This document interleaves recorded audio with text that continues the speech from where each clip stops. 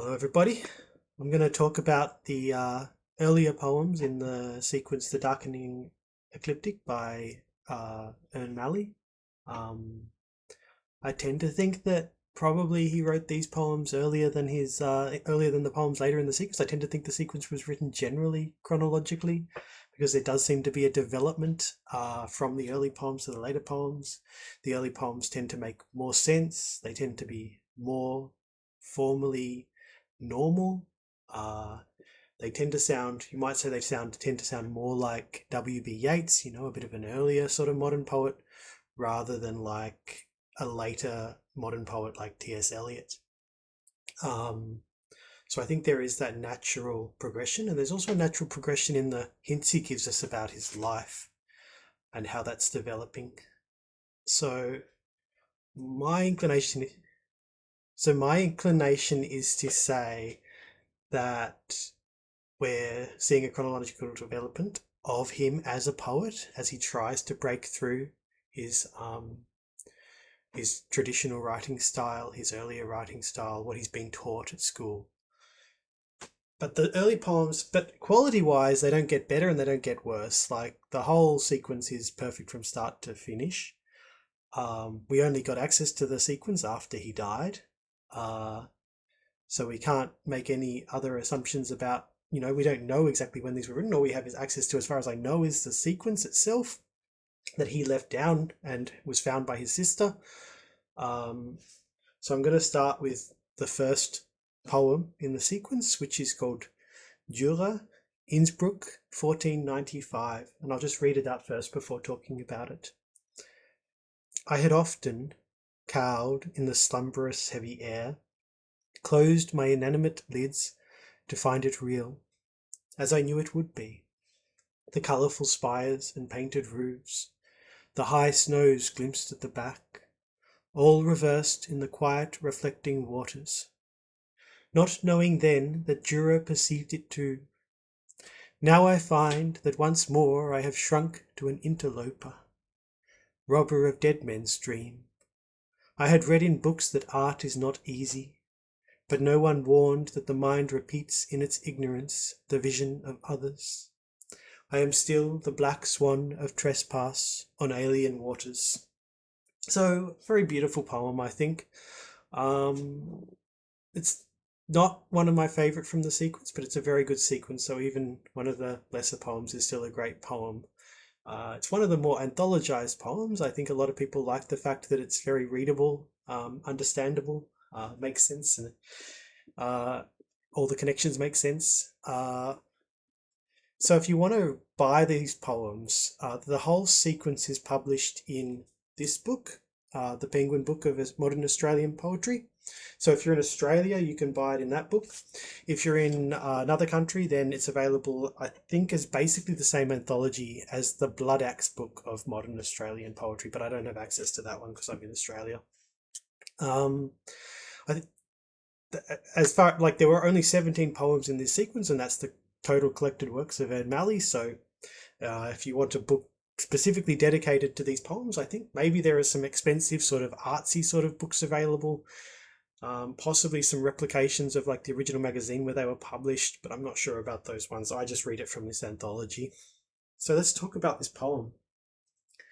I had often cowed in the slumberous heavy air, closed my inanimate lids to find it real.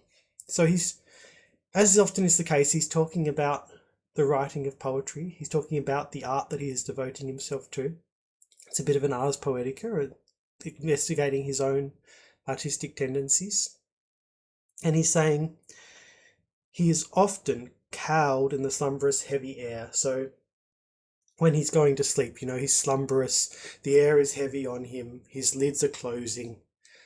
The inanimate lids, I mean, it doesn't really make sense because he's closing the lids. They can't be inanimate. If you're in the process of closing them, they must be animate because the mere fact of that suggests that they were open and now they're closing. So you're not a statue. They're actually closing. But I think with Ern Malley, he tends to focus more on the feeling of a phrase rather than the actual literal possibility of that phrase. Um, so he closed his inanimate lids to find it real, as he knew it would be.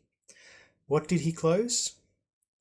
His eyes to find, as he was looking in the dark and as he was falling asleep, he saw colourful spires and painted roofs, the high snows glimpsed at the back, all reversed in the quiet reflecting waters. Now, what are these? Well, this is where the title comes in handy.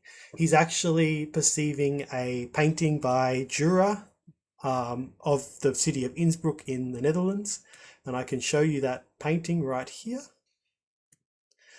So we can see those spires, we can see there's a mountain behind it with the snows at the top.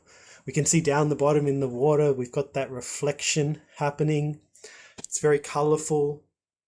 So Ern is claiming that he had often, when he shut his eyes and dreamed, pictured this particular scene, this particular painting. And yet we see here, all reversed in the quiet reflecting waters, not knowing then that Dürer perceived it too. So he was having this dream before he ever saw the painting, he claims. Now I find once more that I have shrunk to an interloper, robber of dead men's dream. So he somehow robbed Dürer's dream, Dürer's inspiration for this artwork. He somehow saw it, thinking it was his vision when it wasn't. I had read in books that art is not easy, but no one warned that the mind repeats in its ignorance the vision of others. He's very upset about this, he thought it was his but actually it was someone else's. It was something that had been done, 1495, so 400 years ago, 450 years ago. I am still the black swan of trespass on alien waters. Now, why did he choose this particular painting? I mean, I'm just assuming he didn't actually have this dream, to be honest. I don't really believe him. I don't believe he saw this painting in his dream before he ever saw the painting in real life. I think he chose this painting as his example because Dürer was a Baroque painter, and Ern Malley was a die-hard modernist poet. Now, the Baroque period is a period that was for many hundreds of years looked down on in European art. It was not considered as highly as other periods of art, especially in poetry, especially in writing and poetry. So the writing equivalents of Dürer would be John Donne and Andrew Marvell, the so-called metaphysical poets, who were for many hundreds of years considered to be minor poets. They weren't really taught in school, they weren't really included in anthologies, they were considered to be a bit of a joke, really. Just some people who might have had a bit of talent but wasted it on their silly poetic philosophies. And their poetic philosophies were built around the idea of creating a conceit, a funny little idea that you just took to the highest extreme in your poetry. So they twisted this around. They weren't very beautiful poems. They were very twisted and constrained poems, and they were very thought-focused poems. So initially, the English poets that came after them, they were the Augustan poets, who were obsessed with making their poems delightful and free-flowing and smooth. So they didn't like the metaphysical poets because the metaphysical poets were not smooth. Then came the Romantics, and the Romantics did not like the metaphysical poets because the metaphysical poets were writing about thought instead of emotion, and the Romantics wanted emotion. They wanted feeling first, and the John Donne was not giving them that. The only two poets who actually recognized John Donne as a... sorry, I'm having a bit of a connection issue here. It's a little bit unstable. Just wait a second.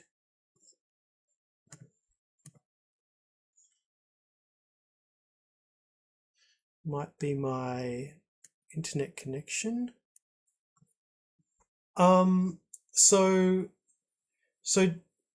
the Romantics didn't like John Donne because and the other metaphysical poets, because they were so focused on thought instead of emotion and feeling. They were very unnatural writers. They were having some crazy conceit, some crazy idea, and then just focusing on that intensely instead of expressing their emotions and their feelings and their experiences in life. and it wasn't actually, and so it wasn't actually. Oh, and that there were two poet critics who did actually recognise John Donne as being a great poet.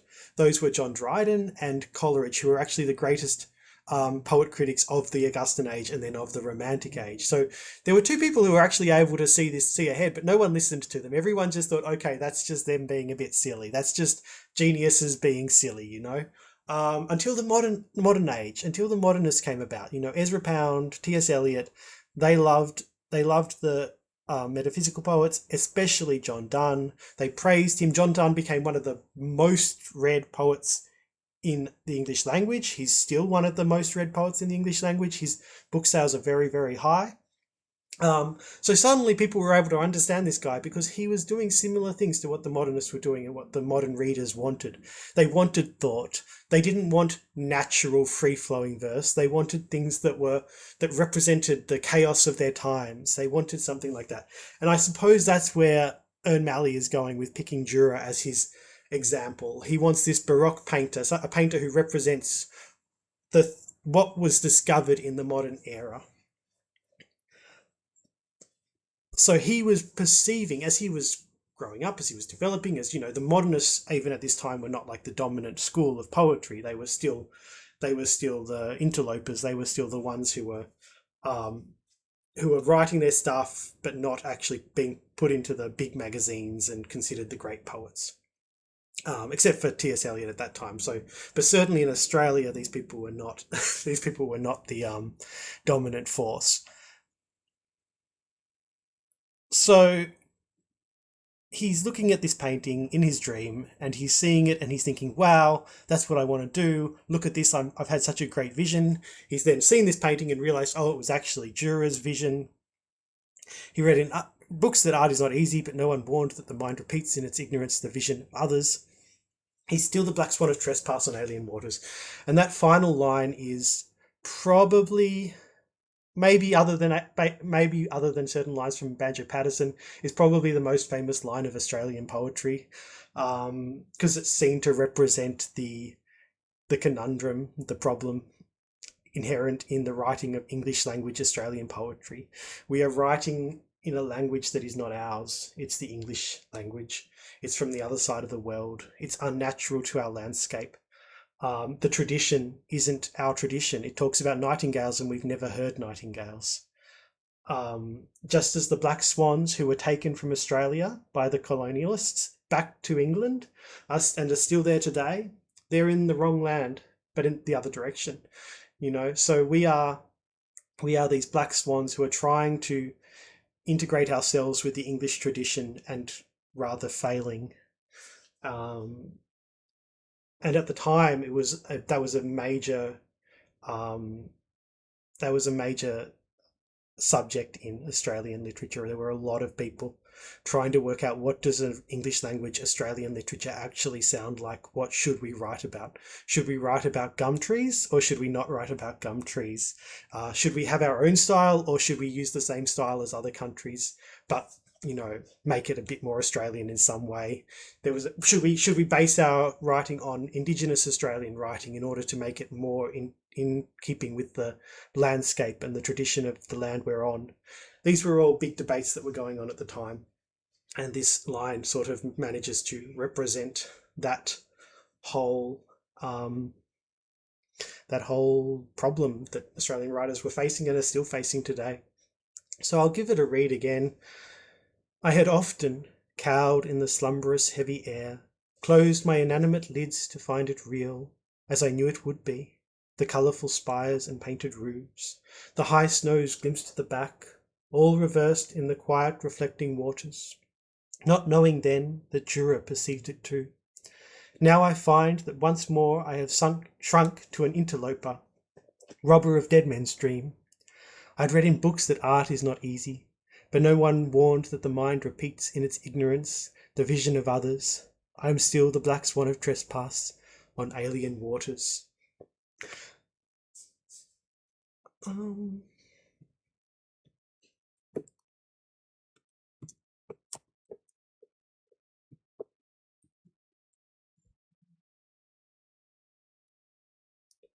I'm wondering if there's any questions about this poem or about what I've been talking about?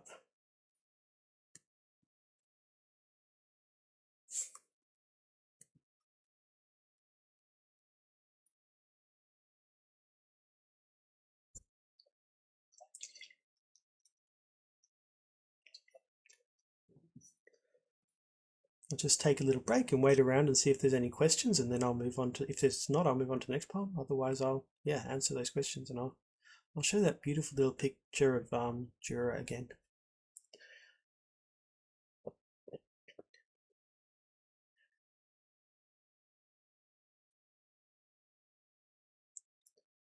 Tell you what, I'll move on to the next poem, and people can think about what questions they might have in the meantime.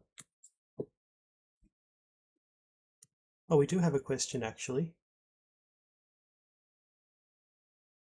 Interpreter line. Which line is that referring to?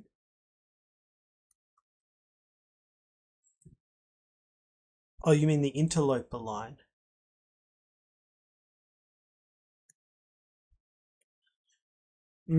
So an interloper being someone who is in a place they shouldn't be. So he is feeling like he has had this dream of this vision of this painting, which wasn't his. He has gone into Dürer's mind, Dürer's vision. Presumably this has come to him, you know, through the subconscious, through the development of European art. It has come into him because he knows, even though he's never seen this painting, he has seen other paintings influenced by this. It's all come into his head, and now he's interloped on that European painting. He's a robber of dead men's dream. Just in the same way as we Australian poets are interlopers. We are interlopers into the English language poetry tradition and the European poetry tradition because we are not there, we are not living there, it's not ours. And we're also interlopers into the Australian poetry tradition because this is not our landscape. We are not connected to, you know, those of us who don't know Indigenous languages are not connected to those Indigenous, to that traditional Indigenous poetry in a proper way. Although many people of the time were trying to become familiar with that poetry and trying to make their poetry connect with the Indigenous poetry. So I think that's where he's getting at. He's saying, I'm an interloper of this tradition that is not mine, and I'm an interloper into this vision that is not mine, an intruder.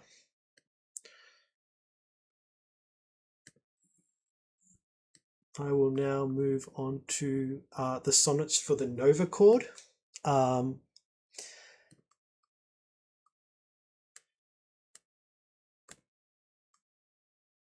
So I think these are of all the poems in the sequence are talking about poetry.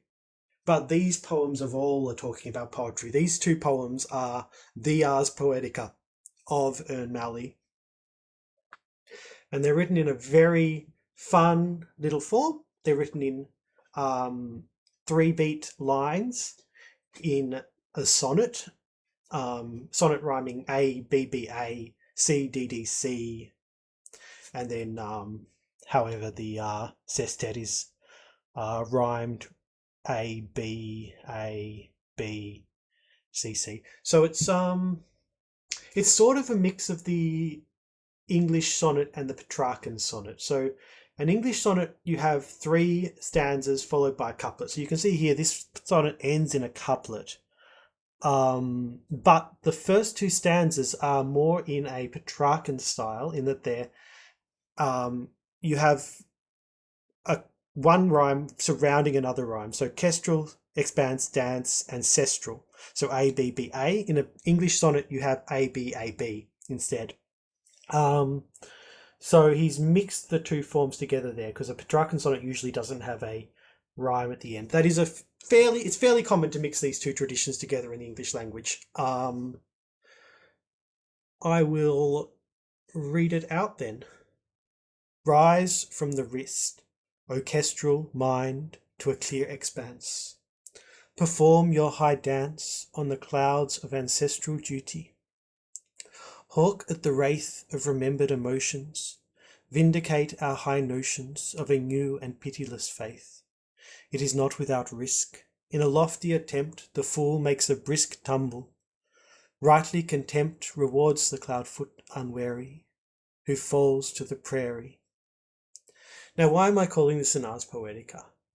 I suppose it comes from what we know about Ern Malley. We know that he was trying to do something new. We know he was obsessed with poetry that didn't do what the tradition did.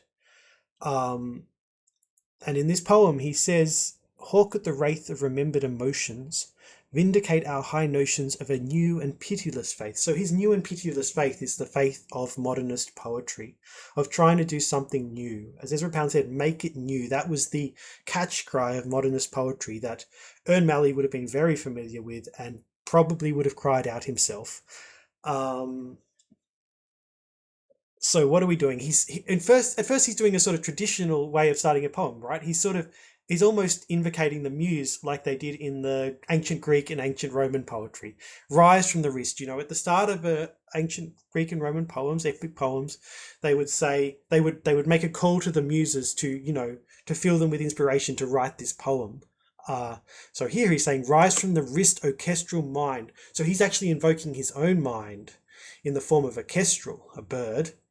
And he's saying, "Rise from the wrist." He's writing this poem. He's writing in the 40s, right? He's writing this poem with a pen and paper. He's using his wrist to write it, and he's telling it, "Rise from the wrist, orchestral mind, to a clear expanse, soar in the sky, perform your high dance on the clouds of ancestral duty." So he's saying, I have a duty. He has this talent, this poetic talent. He has this talent, and he has to use it. He has a duty to use it. Based on everything he knows about the English poetic tradition, it's his duty to use this talent. That's what all the poets from the past would be telling him. Even though he is someone who wants to break with the tradition, he's still following that duty. He still finds it important because he loves all of those poets, even if he wants to break from them. Hawk at the wraith of remembered emotions. What is the wraith of remembered emotions? That is a direct reference to Romanticism, definitely a direct reference to Wordsworth, I'm sure, who Malley probably really didn't like. Most of the modernists did not like Wordsworth.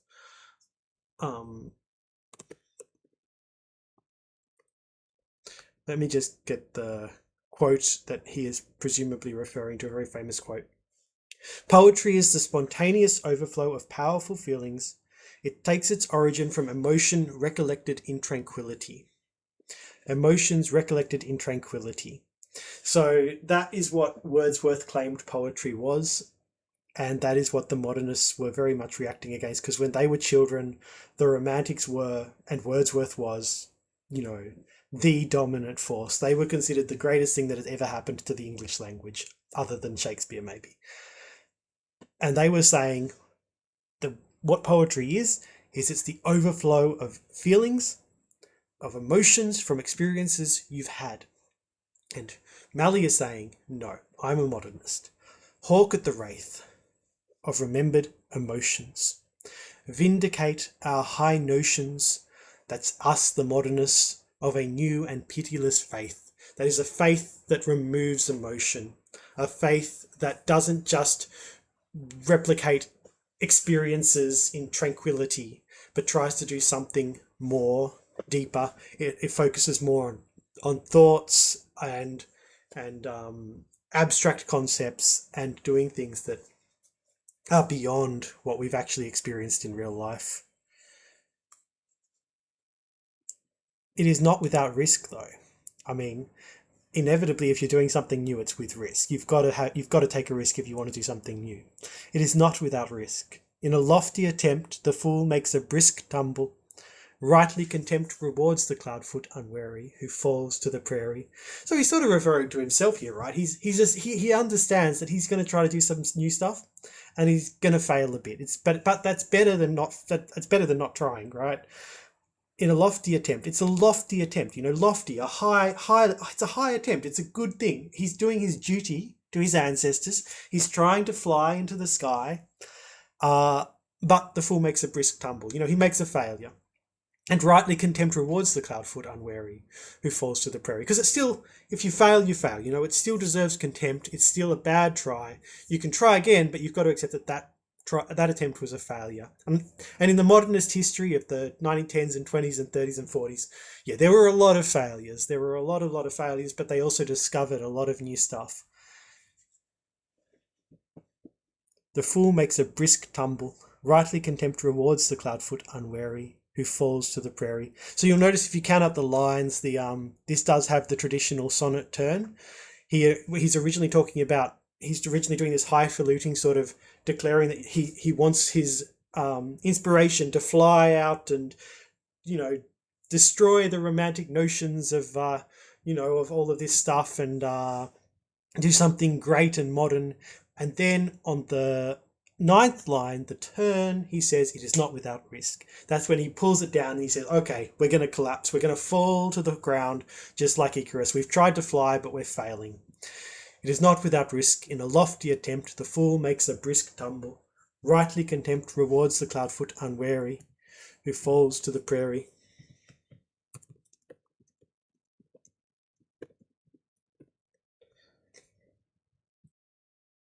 I'll read that one more time then and move on to the second sonnet for the Novachord.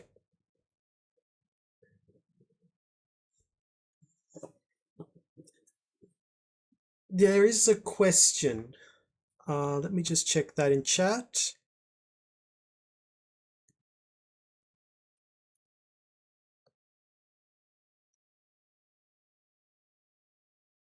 Question about the last line.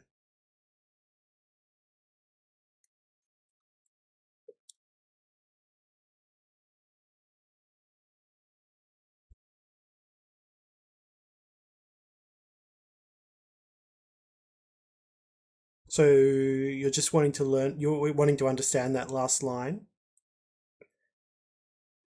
So the cloud-foot, so it's actually representing someone who's done something, you know, really great. Like Icarus invented something, and his father invented something that could fly into the sky, that could make humans fly. That's a great achievement, and that's why he gets the name Cloudfoot. But because he's fallen to the ground, he achieved something great, but then he failed. So his reward is simply contempt. So rightly contempt, it's right this happens. Contempt rewards the cloudfoot unwary. He gets rewarded with contempt. He was unwary. He was attempting something new and he failed. He fell to the ground. He fell to the prairie, just like Icarus, you know. He just collapsed into the ground, and then no one cares about him anymore. Much like there is a famous Auden poem about Icarus falling to the ground and no one else really noticing. The rest of the world just goes on, even though he was trying to achieve this great thing. He actually did achieve a lot, but in the end, if you fail, and no one's going to pay any attention. Which is probably what Ern Malley assumed was going to happen to his poems after he died. You know, he didn't feel like he was going to get these published, I don't think. So, rise from the wrist, orchestral mind, to a clear expanse. Perform your high dance on the clouds of ancestral duty. Hawk at the wraith of remembered emotions. Vindicate our high notions of a new and pitiless faith. It is not without risk. In the lofty attempt the fool makes a brisk tumble. Rightly contempt rewards the cloudfoot unwary, who falls to the prairie. Let's have a look at the second sonnet for the Novachord.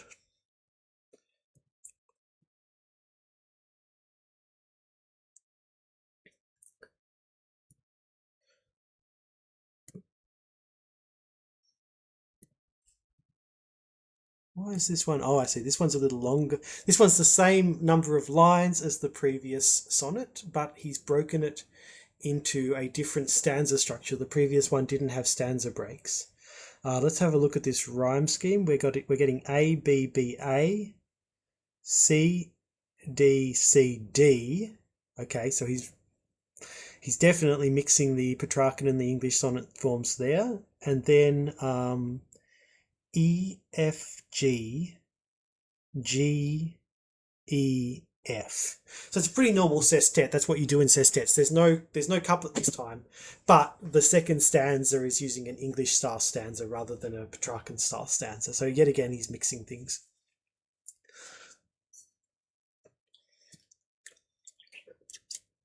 Poetry. The loaves and fishes, or no less miracle, For in this deft pentacle we imprison our wishes. Though stilled to alabaster, this ictus shall swim from the mind's disaster on the volatile hymn.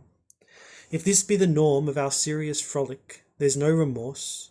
Our magical force cleaves the ignorant storm on the hyperbolic. So it's another Ars Poetica. It's even more an Ars Poetica than the previous one, because rather than just stating some modernist stuff about how, we want to take risks, this is really what Ern Malley does. This is really the specific form of modernism that he was pushing. He was saying that poetry is a miracle. Loaves and fishes, like the miracles of Jesus creating, in the Bible. He's saying poetry is no less of a miracle than the miracles of Jesus Christ.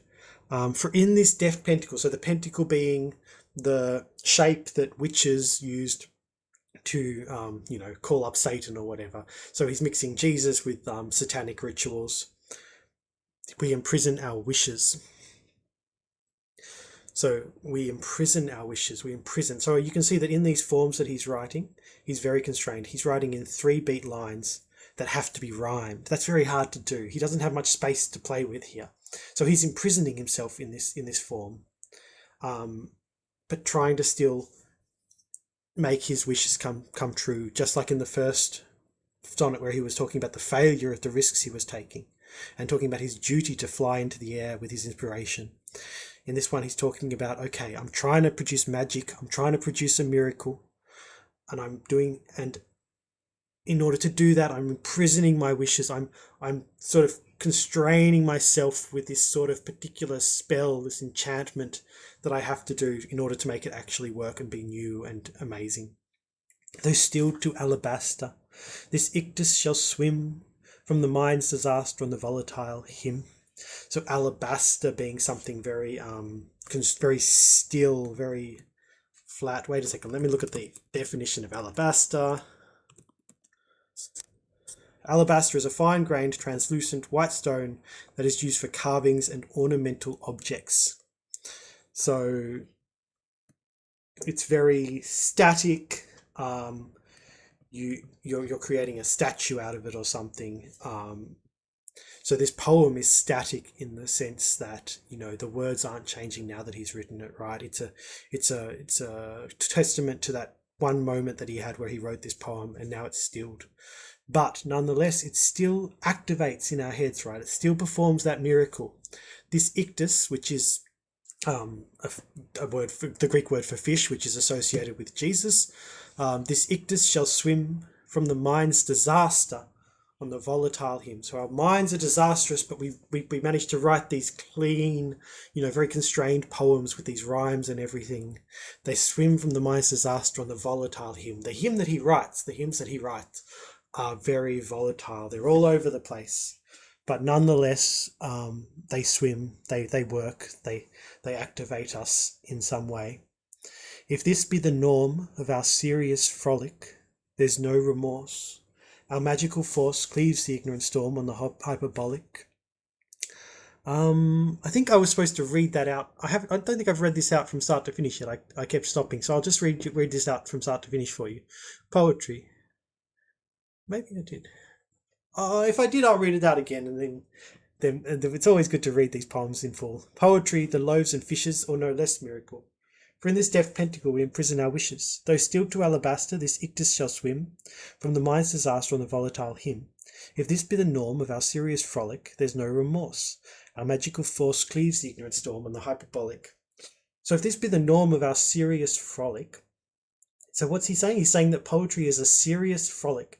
So that seems, those two things don't really go together properly, In theory, a frolic should be unserious, and something serious should not be a frolic. A frolic should be fun, it should be a game. And he's saying in poetry, we actually have both. So it's a very serious thing, presumably, because of the effect it has on us. But it's a frolic because the poet is playing a game with us. They're playing with these rhymes, they're playing with these sounds, they're playing with these phrases that are impossible, like the phrase serious frolic.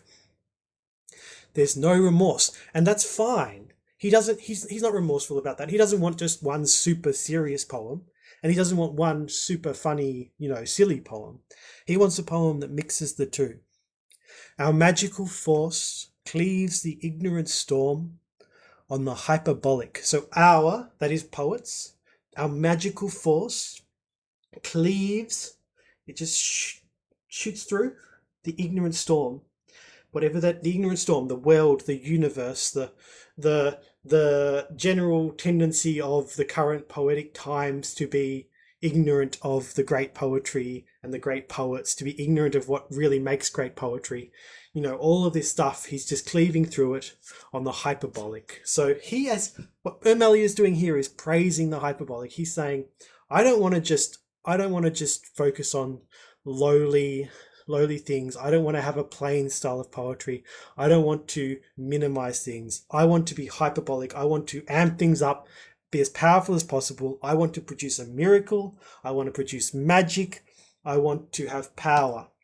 And that is what we see constantly throughout his poems. If we look at these two sonnets, what we can put together is that as we're reading this sequence, we are going to see poems that are taking risks. We are going to see poems that supposedly are failing to work. I don't think any of them fail. I don't think any of the lines fail. I don't think any of the syllables fail, but they have the aesthetic of failure, okay? They're poems that sound like they fail. They're poems that if you read them the first time and you don't know they're great poems, you're going to think, ooh, the poet made a bad choice there. That sounds really stupid. But it's the serious frolic. He's making choices that sound bad, but work as a miracle. And that's what we have to expect from these poems. We have to expect things that sound stupid, but nonetheless make us feel something. Things that sound absolutely absurd and impossible, but nonetheless somehow work in our heads. We have to expect the hyperbolic. We have to expect him saying things that are just cringy, just ridiculously cringy and bad because they're so over the top, and we have to still love them because he makes it work. He makes it work. He makes the miracles happen. So I just love that about these poems. I love that when I was going through these the first time many years ago, and I memorized them all by heart, and I was learning each line, and and they would get to a line where I just had originally thought, no, that one doesn't work. That one doesn't work. That one's not very good. And then I would memorize it by heart. And in the process of memorizing it by heart, I would realize, no, that is an amazing line of poetry. That line of poetry is better than all the other lines of poetry. It works so beautifully once you put aside your cringe, once you put aside your critical mind and you just accept it for what it is. You're just like, oh, it's so beautiful though. I love reading it out to myself. I love the sound of it. I love the imagery of it. I love everything about it. I love the impossibility of it. And that's what you need to do with Ern Malley. You need to just accept these impossibilities and these silly things, accept them as part of the joy of these poems. Just that he's proving that these things can be beautiful despite their badness. So I'll read it out one more time, and if anyone has any questions, just let me know. Poetry, the loaves and fishes, or no less miracle. For in this deft pentacle we imprison our wishes. Though stilled to alabaster, this ictus shall swim from the mind's disaster on the volatile hymn. If this be the norm of our serious frolic, there's no remorse. Our magical force cleaves the ignorant storm on the hyperbolic.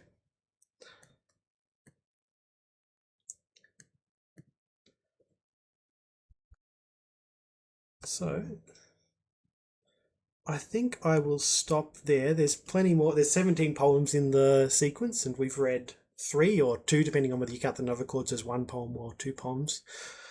I'm sure I'll come back and do another session with different poems. Yet again, you can get the full sequence in this anthology, the Penguin Book of Modern Australian Poetry, and I'll put a link in the description. Thanks for joining me.